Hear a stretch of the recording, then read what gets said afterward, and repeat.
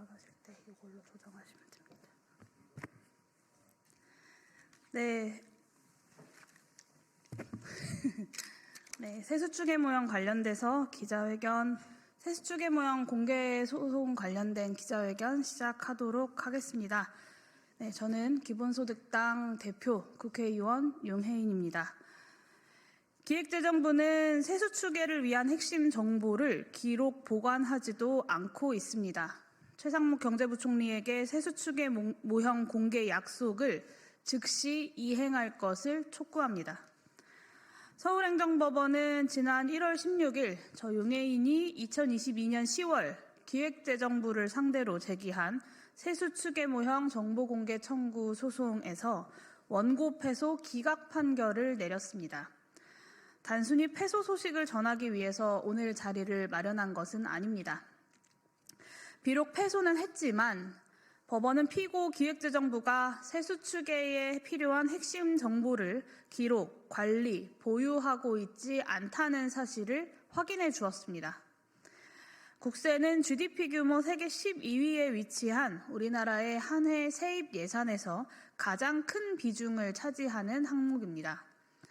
이를 추계하는 방법 및 관련 핵심 정보를 주무부처가 기록이나 보관하지 않고 있다는 사실을 법원이 이번에 확인해 준 것입니다. 이런 수준이니까 그동안 세수추계가 제대로 될 리 있었겠습니까? 제가 기재부에 공개를 요구했던 정보를 세분화하면 2017년부터 2022년까지 국세 세입 추계 모형의 각 세목의 수입 예상액을 도출하는 산식, 그리고 데이터셋, 세 번째로 산식에 들어가는 각 요소들, 특히 개수의 값, 네 번째 1, 2, 3항을 선택한 기준과 이유, 선택 절차, 그리고 이 기준, 이유, 선택 절차가 기록되었거나 이를 알 수 있는 문서, 다섯 번째 1, 2, 3항의 선택 및 적용 과정에서 이루어진 정성적 판단의 내용과 이것이 기록된 문서 일체, 이렇게 5가지입니다. 서울행정법원은 이 가운데 네 번째와 다섯 번째 항목에 대해서 피고가 4항과 5항의 각 정보를 애당초 보유 관리하고 있지 않다고 주장하고 있고 피고가 위 정보를 보유 관리하고 있음을 인정할 만한 근거가 없다고 판시했습니다. 공개 청구한 정보 중에 어느 하나라도 빠진다면 기재부가 세수를 추계한 정확한 방법을 확인하는 것이 불가능합니다. 기획재정부가 정말로 4항과 5항 정보를 보유하고 있지 않은지는 의심스럽고 오직 기재부만 알 수 있는 해당 정보의 존부에 관한 입증 책임을 원고에게 지운 상태로 기각 판결을 내린 서울행정법원의 판단도 납득하기가 어렵습니다. 결과적으로 앞으로 추가 정보공개 소송을 통해서 4항과 5항의 정보를 기록 보관하지 않고 있다는 기재부의 주장을 반박하는 것은 사실상 불가능합니다. 제가 2심 항소를 포기한 것도 이로 인해서 소송의 계속 진행에 실익이 크지 않다고 판단했기 때문입니다. 세수추계 방법에 대한 기재부의 완고한 이 비공개주의는 단순히 세수추계에 무능하다는 비판을 넘어서 정권의 재정 기조에 맞춰서 세수추계를 조작한다는 세간의 의혹을 낳았습니다. 저의 정보공개 소송은 내란 우두머리 혐의로 구속 기소된 윤석열 행정부가 갓 출범했던 2022년 5월 2차 추경에서 4월까지도 전혀 예측하지 못했던 56조 원의 초과 세수가 갑자기 발견된 것이 그 발단이었습니다. 이번 12.3 내란 사태에서 국회 계엄해제 결의안 절차를 방해하려 했다는 이유로 고발된 추경호 신임 경제부총리가 막 임기를 시작했을 때 벌어진 일입니다. 독점적 예산 편성 타하는 부처인 기획재정부는 이번 정보공개 소송 과정에서 국세 추계 방법 및 관련 데이터 정보를 온전히 관리 보관조차 하고 있지 않다는 사실을 스스로 고백했습니다. 기재부 관료들 마음대로 세수를 추계하니 그 방법과 정보가 공개되는 것이 부끄러운 것 아닙니까? 지난해 10월 국정감사장에서 세수추계 모형을 공개하겠다라고 약속했던 최상목 대통령 권한대행에게 촉구합니다. 세수 추계 방법은 기재부 관료들의 사유재산이 아니라 개선을 통해서 온 국민에게 편익이 돌아가야 하는 공공재입니다. 연속적으로 큰 폭의 오차가 발생하고 있어서 공개를 통한 개방적 논의가 절실합니다. 최대행 스스로 공개하겠다고 국민 앞에 약속한 일입니다. 공개 약속 위반 시에는 국감국조법 위증죄에 해당한다는 점도 환기시켜 드립니다. 네, 저의 기자회견문 낭독은 이것으로 마치고요. 이어서 저의 이 세수추계 모형 정보공개 소송을 대리해 주셨던 이형준 변호사님의 발언을 듣도록 하겠습니다.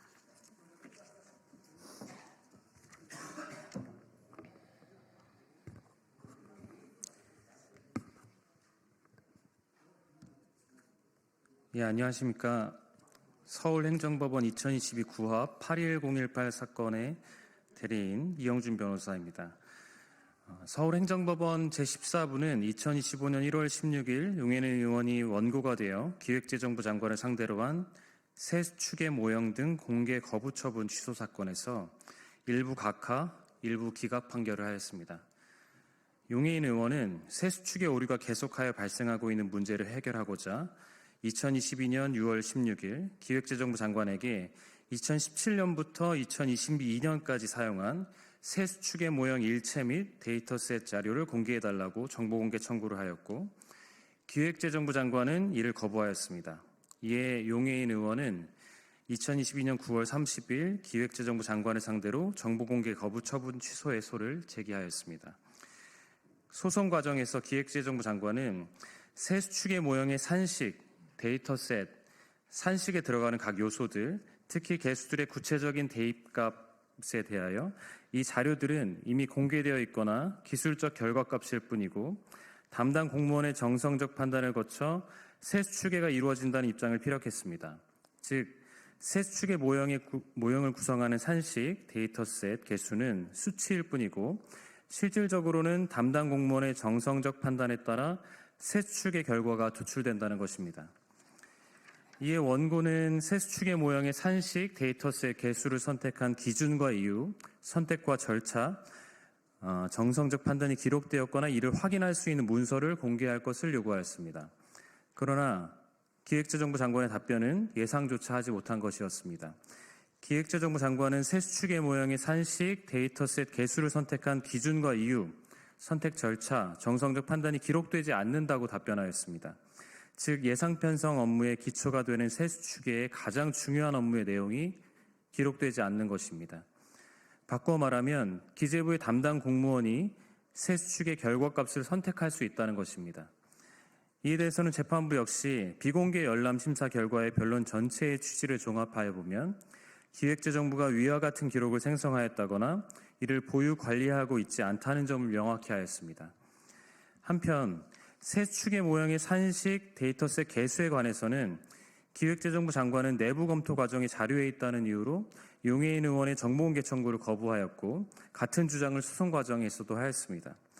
이에 대해 재판부는 2017년부터 2022년까지의 세수추계 모형의 산식, 데이터셋 개수는 이미 예산안 편성을 마친 자료이므로 내부 검토 과정에 있다거나 의사결정 과정에 있는 사항은 아니라고 판단하였습니다.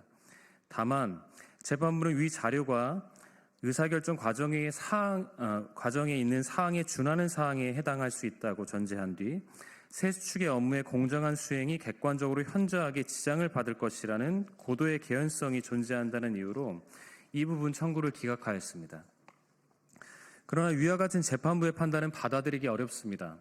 우선 재판부가 의사결정 과정에 있는 사항에 준하는 사항으로 판단하기 위하여 제시한 판례인 대법원 2015년 2월 26일 선고 2014두 43356 판결은 자녀가 아버지를 국립묘지 안장 대상에서 제외하는 의결을 한 국가보훈처 안장 대상 심의위원회 회의록에 관한 것입니다. 판결 이유를 구체적으로 살펴보면 회의록에는 한 사람의 평생의 공과, 즉 그 사람이 어떠한 범죄를 범하였고 그 경위가 어떠한지, 그 사람이 사망 시까지 평생 동안 어떠한 공적을 세웠고 그 공적이 위 범죄를 감안하더라도 국립묘지에 안장될 정도로 충분히 큰지 등을 종합적으로 광범위하게 심의하여야 하므로 심의위원들의 전문적 주관적 가치 판단이 상당 부분 개입될 수밖에 없고 이러한 심의의 본질에 비추어 공개를 염두에 두지 아니한 상태에서의 심의가 그렇지 아니한 경우보다 더욱 자유롭고 활발한 문답과 토의를 거쳐 객관적이고 공정한 심의 결과에 이를 개연성이 크다고 판단한 사례입니다. 반면 세 축의 모형의 산식 데이터셋 개수는 기획재정부 장관이 주장하고 있듯이 정성적 판단이 없이는 그 자체만으로는 결과값을 도출해낼 수 없는 단순 산식 수치일 뿐입니다. 재판부는 세 수축의 모형의 청구 취지상 산식 데이터셋 개수와 이를 선택한 기준과 이유, 선택 절차, 정성적 판단에 관한 기록을 구분하지 못하고 판단하였습니다. 나아가 세 수축의 모형의 산식 데이터셋 개수를 의사결정 과정에 있는 사항에 준하는 사항이라고 본다면 적어도 정보공개법의 대원칙으로 돌아가 공개될 경우 업무의 공정한 수행이 객관적으로 현저하게 지장을 받을 것이라는 고도의 개연성이 존재하는지 여부에 관하여 보다 엄격한 기준에서 판단하고 그 기준에 따라 심도 있는 심리를 하였어야 합니다. 그러나 재판부의 판단은 세 수축의 모형에 대한 혼동에 근거하여 기계적으로 기획재정부 장관의 주장을 따랐다고 볼 수밖에 없습니다. 구체적으로 살펴보면 재판부는 정부의 예산 편성 과정에서 그 본질적 성격상 다양한 집단의 정치적, 경제적 이해관계가 복잡하게 얽힐 수밖에 없으므로 사회 각계각층의 이익 집단이 자신의 입장을 반영하려는 목적으로 세 수축의 절차에 무분별하게 개입할 가능성이 있다는 점, 담당 공무원이 자유로운 논의와 의사결정을 하기 어렵다는 점, 외부 전문가와 연구기관 등 협력기관이 외부적인 공격의 대상이 되어 협력이 어려워질 가능성이 크다는 점, 이렇게 세 가지를 국민의 알 권리보다 정보의 비공개가 필요하다는 근거로 제시하였습니다. 이는 예산 편성 업무와 세수축의 업무를 혼동한 것이며 나아가 이를 뒷받침하는 객관적인 증거 없이 이루어진 판단입니다. 우선 정책적, 정치적 이해관계에 따라 결정되는 예산 편성과 달리 세수축에는 과거의 통계와 지표를 토대로 가치 판단을 최소화하여 이루어져야 합니다. 그래야만 비로소 예산에 관한 정확한 범위 확정이 가능해집니다. 따라서 세수축의 업무를 정부의 예산 편성 업무 성격에 비추어 판단한 오류가 존재합니다. 나아가 세수축에는 자유로운 논의와 의사결정 영역이 아니라 객관적인 자료를 통한 정확성이 요구되는 업무입니다. 더욱이 정부가 외부 전문가와 연구기관의 협력을 받아야 할 필요가 있다면 이를 합법적인 절차로 규정하여 협력을 받아야지 무턱대고 정보를 공개하지 않는 방법으로 대응해서는 아니 될 일입니다. 현재 대통령 권한대행인 최상목 기획재정부 장관은 2024년 10월 국정감사에서 4년 연속 세수축에 오류가 발생해 변명을 드릴 것이 없다면서 내년에는 세수축의 모형과 각종 데이터를 외부에 공개해 최대한 오차가 없도록 할 것이라고 말했습니다. 국정감사에서 세수축의 모형과 각종 데이터를 공개한다는 기획재정부 장관과 위 행정소송에서 세수축의 모형을 공개할 수 없다는 기획재정부 장관은 동일한 인물입니다. 더욱이 기획재정부 장관이 공개한다고 한 세수축의 모형은 앞서 설명드린 것처럼 그 자체로는 아무런 검증도 평가도 할 수 없는 무용지물인 산식과 수치일 뿐입니다. 세수축에는 예산 편성을 위해 가장 기초되면서도 중요한 업무입니다. 당연하게도 이에 대한 국민의 검증과 개선이 지속적으로 이루어져야 합니다. 아울러 기획재정부 장관이 세수축의 과정에서 기록되지 않은 정보를 통해서 어떠한 권한을 행사하고 있는지도 국민의 검증 대상이 되어야 할 것입니다. 이상입니다. 네, 이것으로 세수축의 모형 정보공개 청구 소송 관련 기자회견 마치도록 하겠습니다. 감사합니다.